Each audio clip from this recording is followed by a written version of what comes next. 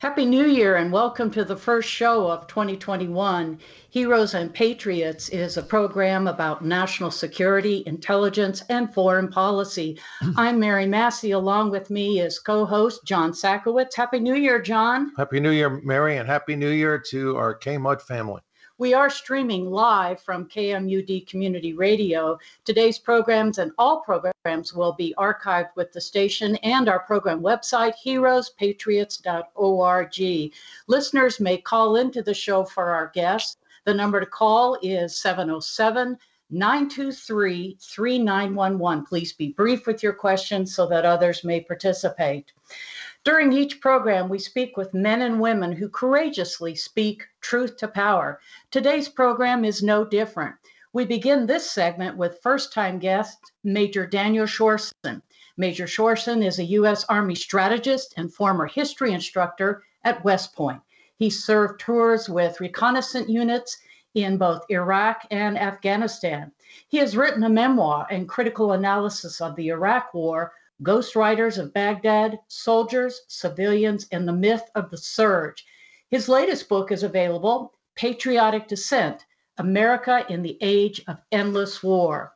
You can go to his website, which features many of his articles and speaking engagements and his position on the United States engaging in perpetual war. That is skepticalvet.com. We have lots to uncover, so we're going to begin. John, would you like to have that first question? Sure. Thanks, Mary. And thank you, Danny, for being on the show. Thank you for your service, but especially thank you for your service as a leader in the patriotic resistance to America's insane and endless wars of exceptionalism. Why don't we start off with the events of yesterday and what just the scandal of a mob takeover of our Capitol building. What does that imply for the demise of American exceptionalism? It would appear as if we've lost the moral high ground and wanting to go to third world countries and tell them that they should embrace our form of government, our democratic institutions, to the exception of their own. Again, we're somehow exceptional. It would appear as if, as of yesterday, we are not that exceptional. Well, I think this is an important point you're raising about exceptionalism.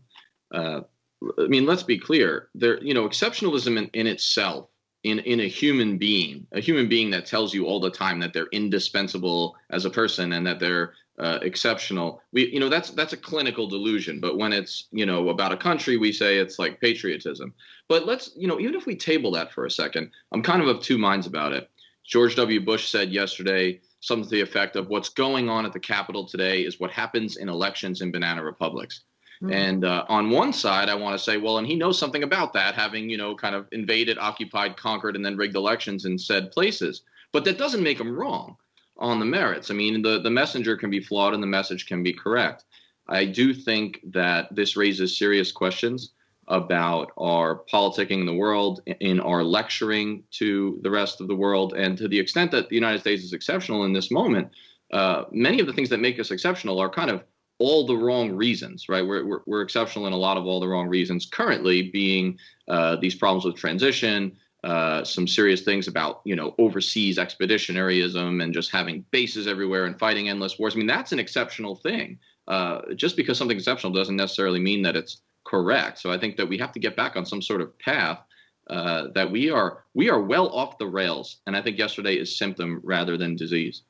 As a follow-up question, as you took your oath at West Point to defend the Constitution and all enemies, domestic and foreign, what is your assessment of domestic terrorism, of our domestic enemies?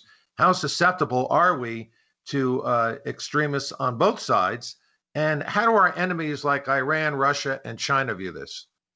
Well, I think at the ground level, like in the breach, there's the tactical side, and we're clearly very susceptible to all manner of terror, as we saw from the light security and what could have been yesterday. Clearly a more trained, a more motivated and well-led group, even a smaller one, could very well have held the Capitol hostage, maybe even blown the place. I mean, so there's that side. But then in the broader, aperture, zooming out, this raises serious questions about what is our threat, right? What is the real threat of violence in the United States?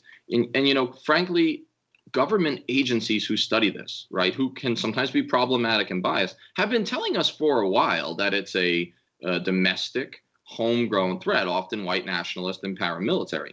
And yet that's not what we often talk about. There's this alarmism about either BLM Antifa or more so, and for longer, Islamist terror. But frankly, the sliding scale of what you should be worried about, leaving aside climate change and nuclear miscalculation, which are the big threats, but the sliding scale of what you need to be worried about goes something like this. White nationalist militias and paramilitaries, lightning strikes, falling coconuts, and then maybe start really worrying about foreign Islamist terror. Not to say that it doesn't exist, but I just think that alarmism aside, we have to keep this in perspective. BLM and Antifa, whatever one thinks of these groups or the extent to which they're even coherent, there's a whole lot of talk among these same people who were, storming the Capitol yesterday that these are terrorists and they're so violent and they kill so many.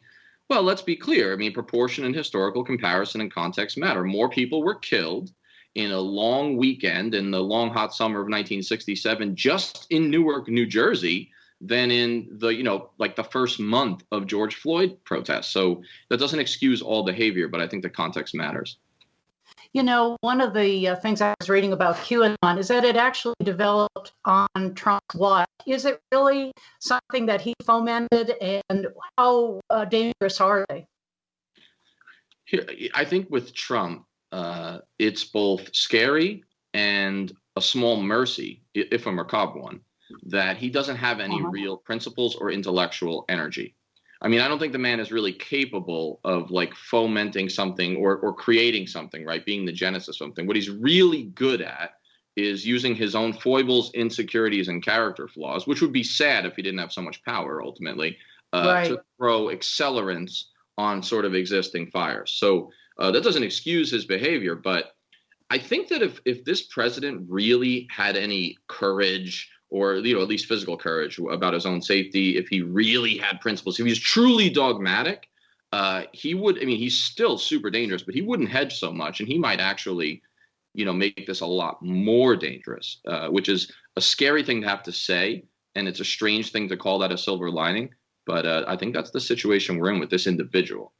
Mm-hmm. And our national security, do you feel it's in danger in a big way now that here we are, the Capitol was breached? Well, I mean, I think it's important. So the recent unrest, much like the broader off the rails post 9/11 adventurism, has really kind of been both a chaos and I would say a counterproductivity machine. And I think, again, yesterday's kind of symptom of that, and it only makes it worse. And what I mean is this sullies America's name further, right? Just like the Iraq War did, just like so many things did. It sullies our name and credibility overseas, our ability to actually, tell other people what kind of values to live by. It makes doing the necessary multinational work to fight the real crises that require that kind of global cooperation. It makes it harder. I mean, it just does. Look at global greatest threat polls, right? The United States is often at the top. That doesn't mean that the people giving those polls aren't biased, but the view from Tehran, Moscow, Brussels, you name it, Beijing, they matter, right? Even if we don't agree with their governments, even if they're problematic, it matters. But what really happens here is we reinforce and sort of, underpin and prove the narrative of even the most problematic of our global rivals when we do these sorts of things, when we see this sort of behavior. And that ultimately strengthens the hardliners in the very countries where we want to see more moderation and reform. And it almost seems like it's designed to do it. But I'm not much of a conspiracy theorist. I'm more of an Occam's razor guy. So I think a lot of this is incompetence and a lack of control. But nevertheless, it does feel like it's meant to be counterproductive because it always is. Yeah. Let's talk about Biden for a second. We're transitioning now to Biden, but it would seem as if Biden will be more of the same. Pro-war, secretive, corporate, just down with military industrialists. Have I read it? Have I read the guy wrong? Oh, no. I mean, I think that the proof is in the pudding of his picks. You kind of are who you surround yourself with, especially if you are of, you're an older guy. You are certainly not the most inspirational candidate that fires up the Democratic base. I mean, let's be clear. I think Joe Biden is kind of like a fill-in candidate to bring us specifically back to the status quo. I mean, you can call him status quo Joe. He told us that's what he is. If you look at his foreign policy picks across the board, I mean, every day there's like a new problematic pick. These are the retreads from the Obama and Clinton era. Right. These are the architects and the arsonists, in many cases, of some of our worst foreign policy disasters. And now they're being put in charge of the fire brigade for a nation that really is in crisis and has multiple fires that need putting out. That does not mean that Donald Trump was a better choice. And I reject that sort of, reflex when I criticize Biden. One of the things that worries me about yesterday, and it's not the biggest worry, is that it takes the air out of the discussion for anything else. And so I'm afraid that it will become even more impolite to criticize Biden's incoming squad, even though theoretically in, about a week and a half, we should be having a different conversation. Right. What was I gonna... Well, I've got a question. Oh, okay. So years ago when I interviewed Bob Gates, former DOD secretary and CIA director, it was during his book launch, he used a phrase that is like burned into my mind. He says, what you're not getting, Sakowicz, is war is a business and business is good. War is a business. Smedley Butler, who the Bush family and others try to recruit to in a coup to overtake FDR, as they saw him as a socialist, said the same thing. War is a racket. What are we not getting about this? War is a business. It's our major export. We have all these bases abroad, and yet there don't seem to be any antitrust or any restrictions on this industry. It's America's hugest unregulated industry. If it were as regulated as Wall Street, we would have half the wars that we have, and they would be half as short. Why aren't we getting it? Why aren't people listening to you, people like you and Matt Ho and our next guest, Norman Solomon? Well, I think that sometimes mainstream media doesn't have to actually attack you. The government doesn't have to silence you and imprison you. One of the ways that you silence voices is through the discipline of who you invite, of who you publish. And so what you end up doing is you get voices that are consummate insiders, that are everybody's friends. It's rather incestuous. But what you're mentioning about the military-industrial complex is important. I think that one of the problems is that we have to deal with this uncomfortable truth. The self-styled world's greatest democracy is also the world's greatest gun runner, right? And so war is exceedingly profitable, and it has been for some time. Smedley Butler mentioned it in 1932, 1935, that when he starts speaking out. Eisenhower mentions in his farewell address, and now we are way through the looking glass, Alice, and yet no one really notices it. I think one of the reasons is that we've tied the defense industry, the security contractor industry, the intelligence community, and the military all under the umbrella of like an over-adulation, almost a cult of troop support. So to question any piece of the war machine is to be almost un-American and anti-troops. Of course, that's ridiculous because my soldiers who died for $30,000 to $40,000 a year in hopeless crusades didn't see any of that lobbyist money. They don't get hired by Raytheon. And so I think we need to uncouple those two. But this is going to require a cultural shift. And that's what my book, Patriotic Dissent, is sort of about, arguing that until we reframe patriotism, the system is going to continue to run without question from the people. Yeah, absolutely. Tulsi Gabbard had my vote in that regard. Combat veteran who was a peace activist. But at the bottom of the polls, America just wasn't hearing her. I wanted to ask you briefly, Danny, about the military system itself. Whereas a general has a certain level in the military hierarchy, and then there's those who are boots on the ground. Can you talk about the military system and your perception of it? Is it working? Is it damaged, and so forth? I think that one of the problems is that, it starts at the bottom rungs. I started getting corporate headhunter emails recruiting for when I got out of the Army before I graduated from West Point, which means that I had 5 or 6 years before I was even available. Mm-hmm. Now, that's the minor level. That's the lower level. But I can tell you this. I was surprised because I'm not from a military family. I never thought I could even go to West Point. I thought you had to be like a congressman's kid. And that used to be true. It's more meritocratic now.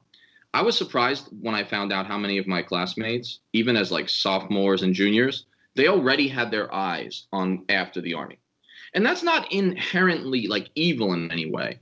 But now when you extrapolate that up and you have this revolving door whereby, the 3- and 4-star generals go and kind of recreate their rank over in the defense industry, right? Over in the military industrial complex or the military, or the consulting industrial complex of like strategic consulting. And now they still have leverage and personal relationships with people who are doing the acquisitions, who are now generals that used to be colonels who work for them. And you start to see how this works. If you say an impolitic thing, if you pull a Smedley Butler, there's a reason there hasn't been a Smedley Butler, right? There is no Smedley Butler of this generation per se, at least not at that level. If you say the wrong thing, if you step and speak out of turn, then the Lockheed board position, 6 and 7 figures and all that stuff is not going to be waiting for you. So you end up with these colonels like Basevich or Yangling, Paul Yangling. And what do? Well, they teach high school history. They go to a university or something. Dan Bolger is an exception. He's a 3-star general, teaches at NC State. But for the most part, that's not what they do. They leave with good pensions, and it's not high enough. And then they walk into the military-industrial complex, and the whole thing greases its own wheels. Self-licking ice cream cone, ultimately. As a little history lesson, why don't you tell our audience about General Smedley Butler? It's just an amazing story. I first learned about it in Oliver Stone's Untold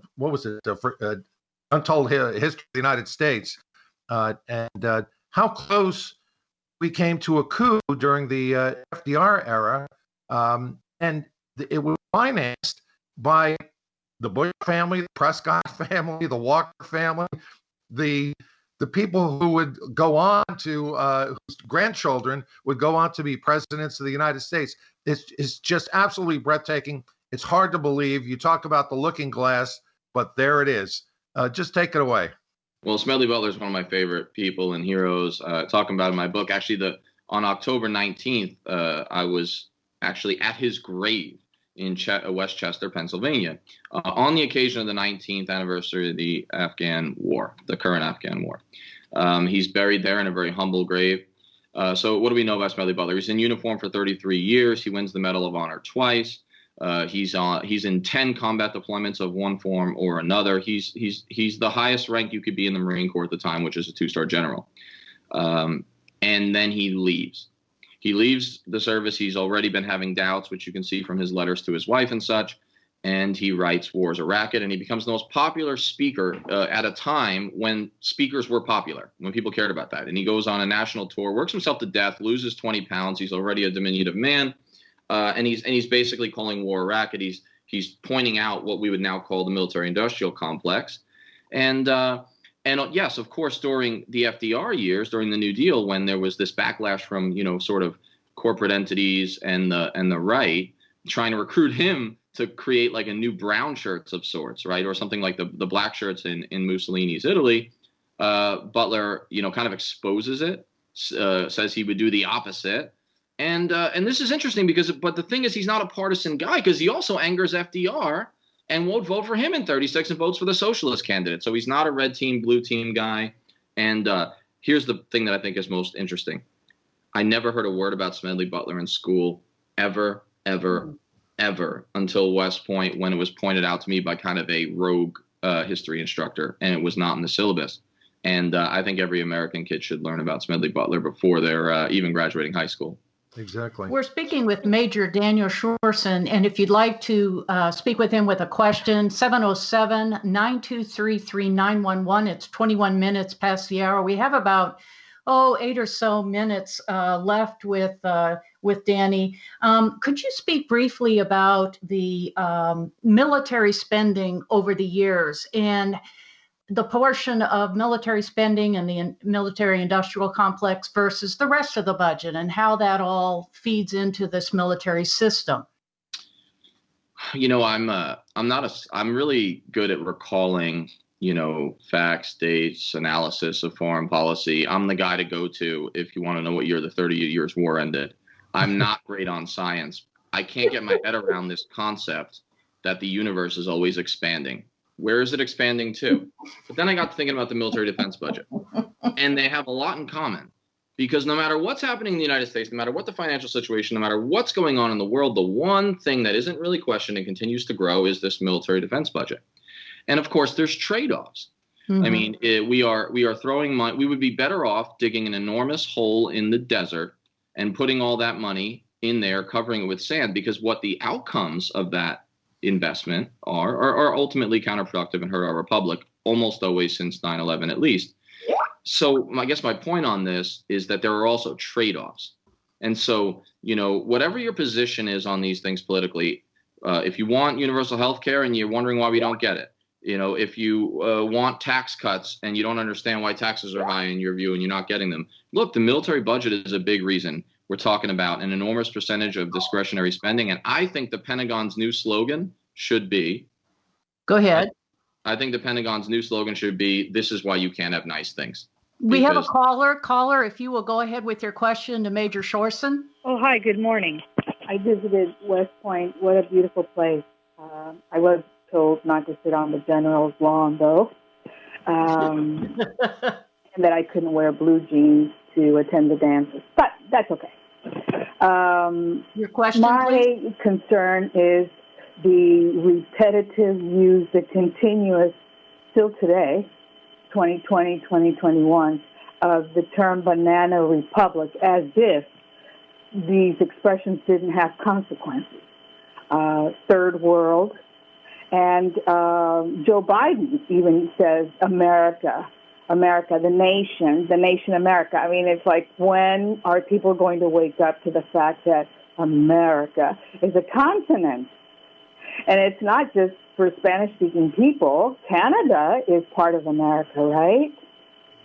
So why are people so reluctant to change and to think that calling people repeatedly, look at me, you have me on the phone alarmed and disturbed when I hear people calling other people names, because that's what it is, name calling, as if it didn't matter, banana republic and third world.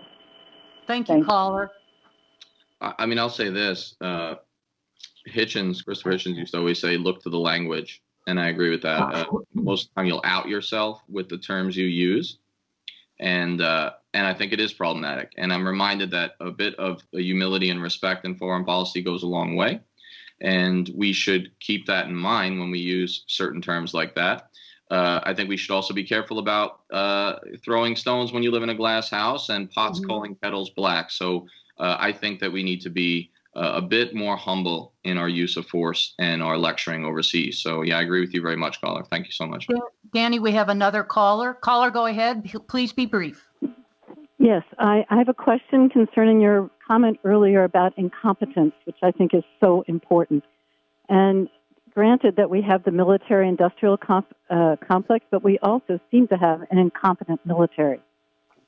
911, not being able to distribute the vaccine, and now with the situation in the Capitol. Despite all the investments, do you think there's any hope for competence in our military? And how would we get back to the understanding of strategy and tactics rather than shiny technology? And relate it to cybersecurity, please. Thank you, caller.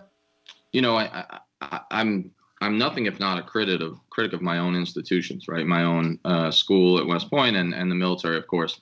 But I think that for the most part, okay, there's a lot of strategic incompetence, especially at the higher levels of generals. But for the most part, what we're dealing with is a lack of strategy. What is strategy ultimately except the meeting of ends and means and keeping risk in mind? So I think that in many cases, what we've done is we've given hopeless and impossible missions to the military.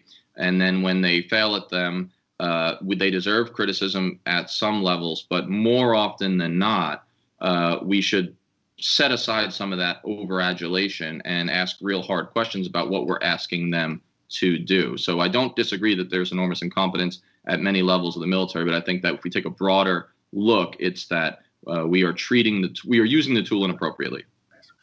So, Dan, we only have 1 or 2 minutes left. I want to thank you for being a guest on the show. Thank you for your service to our country, both as a civilian and as a military officer. As we close the show with you, talk about your book, talk about your website, talk about whatever blog you have. Take it away. Right. So, to find my work, I'm on Twitter and I use that a lot, @SkepticalVet. And then to be simple, my website is skepticalvet.com. So everything I write, my various columns, weekly columns at a number of places, my books, my appearances, they're all there. My recent book was Patriotic Dissent. It's kind of a hybrid of philosophy, history, and clarion call to reframe patriotism. And actually, I have a book coming out through Steerforth Press, which is a history of the United States, 700 pages. I promise it reads well. That's a kind of a mix between Howard Zinn, but also a zoom out of the broader strokes of basic history. So I think that if we don't reframe our own past and reframe how we philosophically look at the military and society and what patriotism is, we are going to live this out over and over again. And that's insanity. So thanks so much for having me on the show and the opportunity to do that. It's been our pleasure. Thank you so much. We hope you will come back at some point to talk further about these things. Yeah, we'd love to have you on the show at the same time with people like Matt Ho or Peter Van Buren. That would be great. Yeah. Thank you, Dan.